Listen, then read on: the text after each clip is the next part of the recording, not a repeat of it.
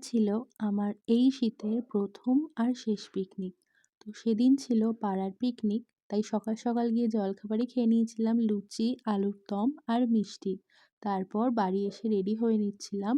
আমি রেডি হতে বেশিক্ষণ সময় নিই না, সামান্য লিপস্টিক দিলেই হয়ে যায়। আর এভাবে লিপস্টিক পরতে আমার খুব ভালো লাগে। প্রথমে লিপস্টিক দিয়ে আউটলাইন করে নিই, তারপর একটু লিপ অয়েল দিয়ে লিপটা পুরো লিপে দিয়ে নিই আর কি।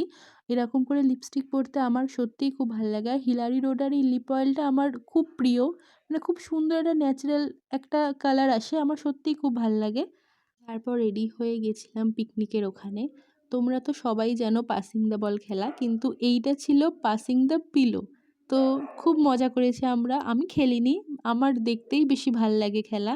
তারপর খেতে বসে পড়েছিলাম। খাবারে ছিল ভাত, ফুলকপির রোস্ট, ডাল, বেগুনি, চিকেন, চাটনি, পাঁপড়। খেয়ে দিয়ে উঠতে প্রায় 4টে পৌনে 4টে মতো তো বেজেই গেছিলো। তো খুব মজা করেছি, সবার সাথে দেখা হয়েছিল। তো আজকের জন্য এইটুকুই থাক, দেখা হবে নেক্সট ভিডিওতে।